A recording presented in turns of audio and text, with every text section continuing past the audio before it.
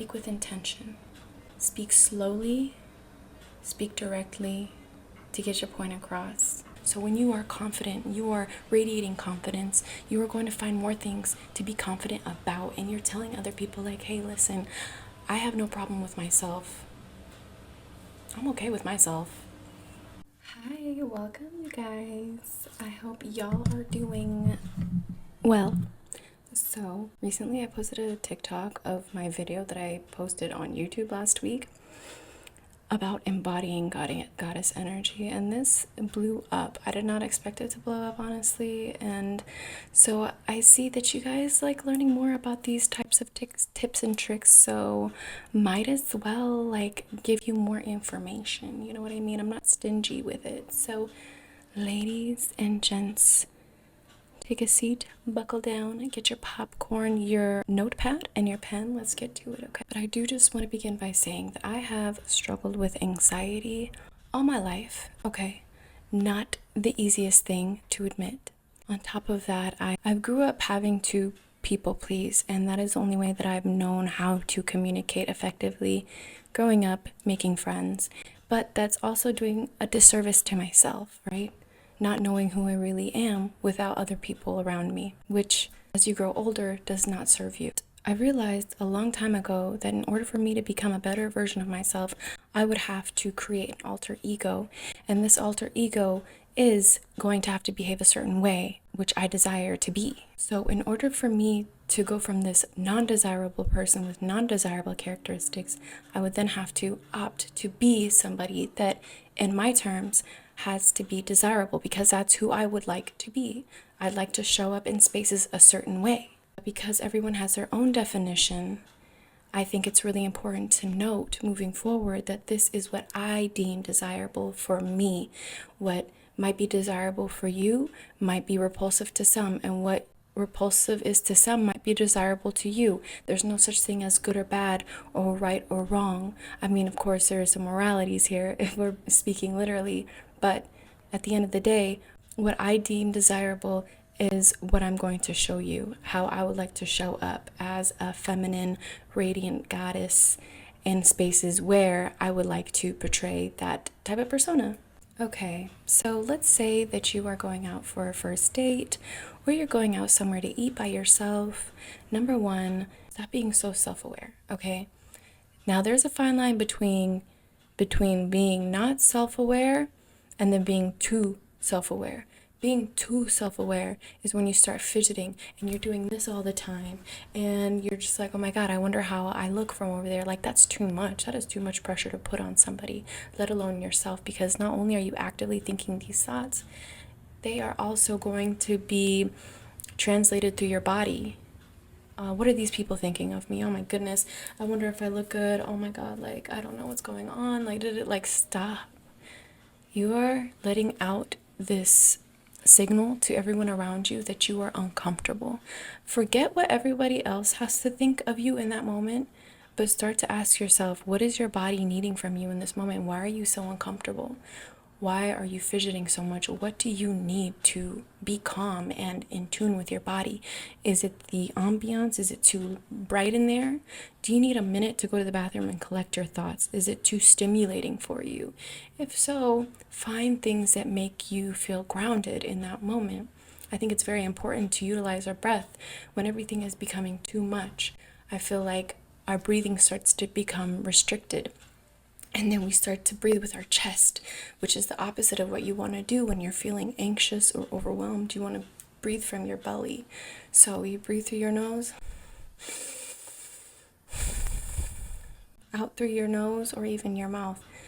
But I feel like to get rid of that excess jitter, to become grounded with yourself, y'all just do not know the power of your breath. I'm not even joking, okay? So next time that you do feel like you're suffocating or super anxious, I need you to start breathing.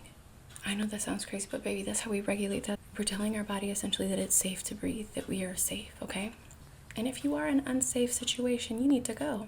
Clearly your body is trying to communicate something with you, okay? And I know it's so cliche to say think positive thoughts, but it's true. I want you to start thinking about your dog that you love so much. I want you to think about your kid that you love so much, or your brother, sister, or somebody that makes you so happy. Think about even winning $1 million, or even driving in the new car that you want. Like, you need to get in a space in your head where you can find something that's gonna make you happy, that's gonna ground you. Find something that's gonna ground you. And not only that, but you know how you can just basically scan the room, and it's like you see one thing, you smell one thing, you taste one thing, you hear one thing, and you feel one thing, and then that's supposed to like center you back into your body. And that's something that has been recommended for people to do when they do feel overstimulated, or if they're having like an anxiety attack. So I think that's also very helpful as well. Number 2, I want y'all to start speaking with intention. You notice how when people, they talk without thinking, they kind of talk like this, like it's just nothing, like they just talk like that, and it's just like, what are you saying? It sounds like you got a lot going on up there and you're being overstimulated. But when you're having a conversation with somebody, speak with intention. Speak slowly, speak directly to get your point across, and speak from your diaphragm. I want you to do this exercise with me if you can. So close your eyes and imagine your root chakra, okay? And I want you to see how much different my voice gets right when I think of my root chakra, and speak from there.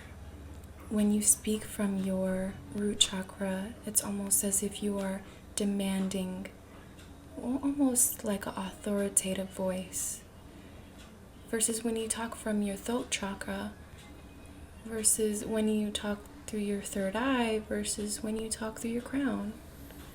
Do you see the inflection? When you think of your root chakra, your voice will have more of bass to it, but it is also very confident, very alluring. It's like magic. Also, if you have a hard time finding your voice, another practice that many of people have used throughout time is this exercise. You take a deep breath. You hear that that I made? That's where your voice lies. That's my natural voice right there. Where that right there, that's where my voice actually is. It's supposed to be. And of course you can control that at any time, but when you start to figure out where your voice is and start practicing and speaking from that point, your words will have so much more impact than when you just start talking like this, like carelessly, and then you just like kind of just, talking through your nose, and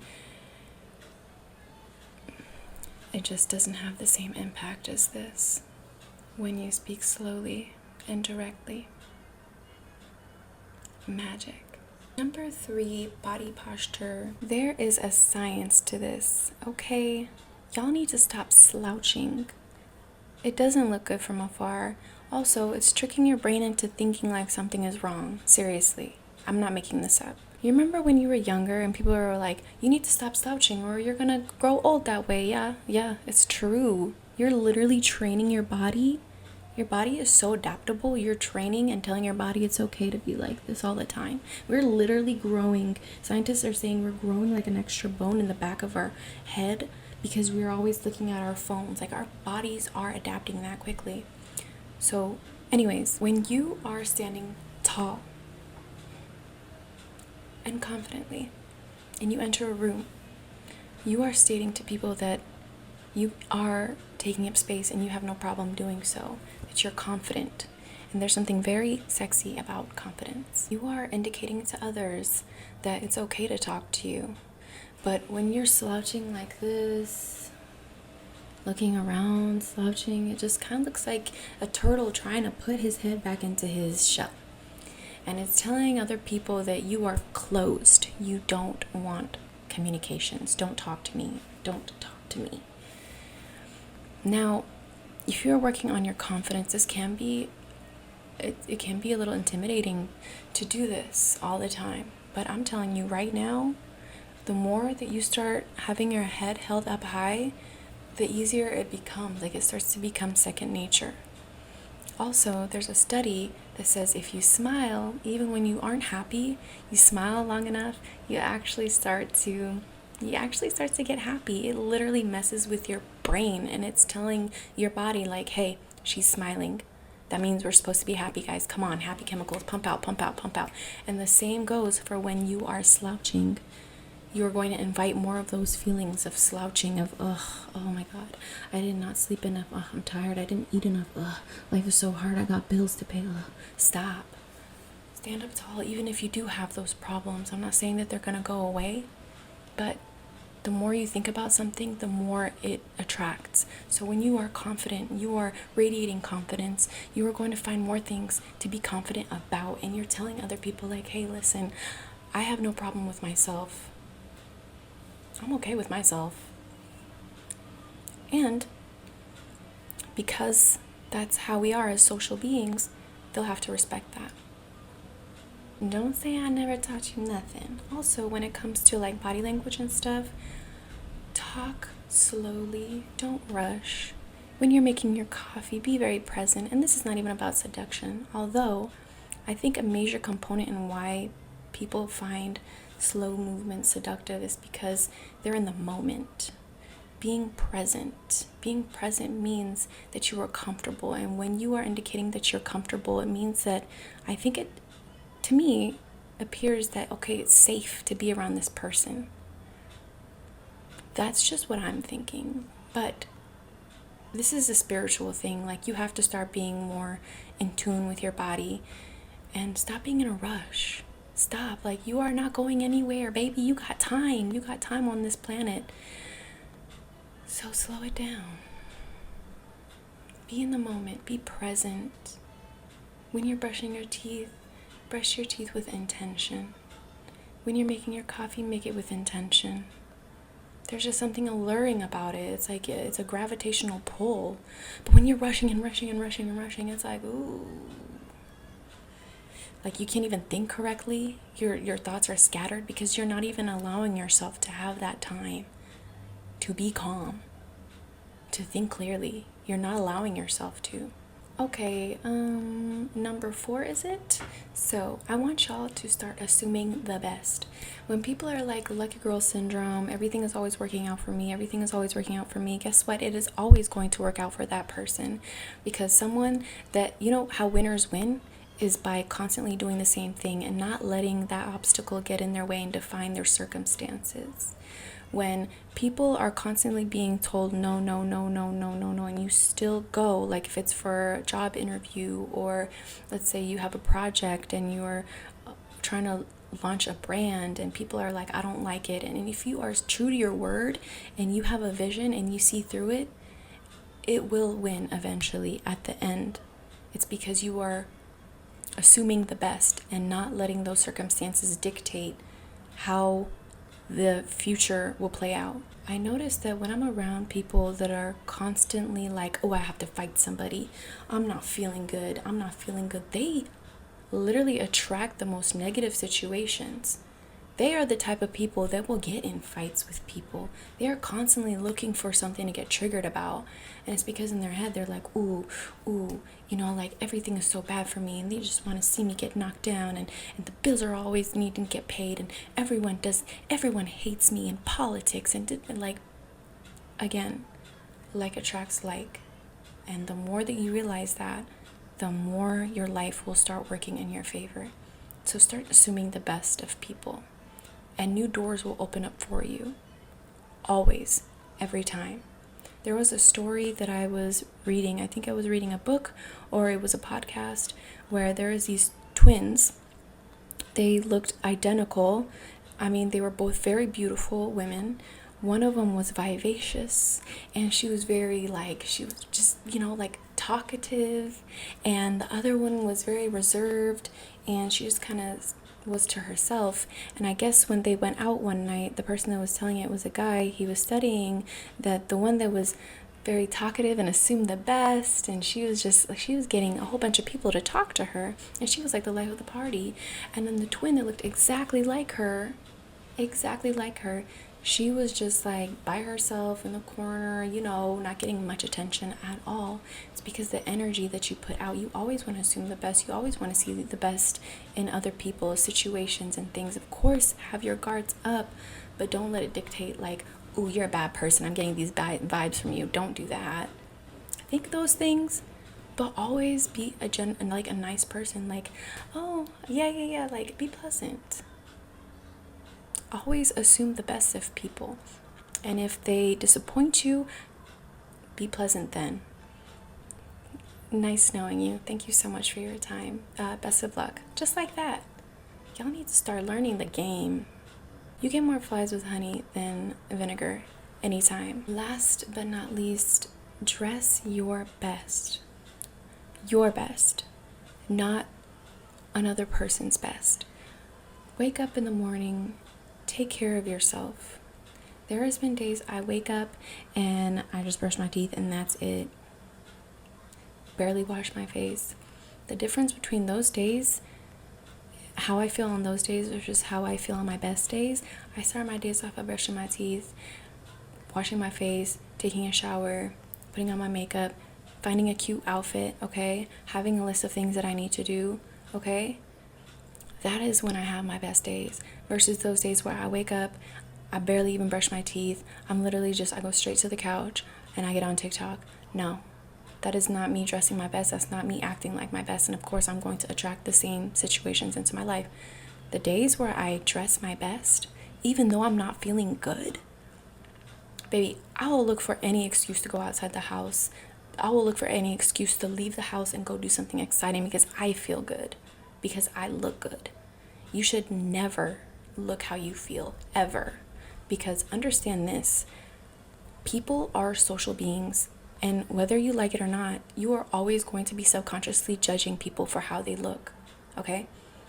And some people might act on it and be a little bit more vain than others, but when you treat yourself like a goddess, like a temple, and you adorn yourself, even if it's something as simple as putting your hair back differently or putting a rose in your hair, even if it's something as simple as that, or even putting on fragrance that makes you feel good, you are going to feel your best. And when you feel your best, you're going to attract your best. It's all about your mindset. And yeah, your physicality has a part to play in that. You're not just an orb floating around, okay? You have to be put together in order to feel put together in most cases, even if it's not about being glitz and glamour. It's about putting your best foot forward, saying, I love myself enough to take care of myself. And you start to behave differently. I promise you that. So at the end of the day, it's all about exuding this goddess energy, and it doesn't look a certain way. It is very different for each person. There's so many flavors of what that might look like. But initially, it's about gaining that confidence in yourself and knowing that you have an unshakable power, and how to access that is up to you. You got to try different things, okay? We were sent on this life, in this life on earth, to know more about ourselves, to understand ourselves. And the more you start to learn yourself, your behaviors, and what makes you feel good, what makes you tick, the more that you are more aware of what makes you your best self, the better of a time you'll have here on earth, y'all. This struggle to live, we gotta leave that behind. To step in your power, you gotta shift some things around. Anyways, don't say I never taught you nothing. Ladies and gentlemen, I hope this video was helpful, and I want you to feel your best. It might not be all the time that you will feel your best, but at least it's the trying that matters. Okay, well, it was lovely having you here, and hope to see you around. Bye-bye then.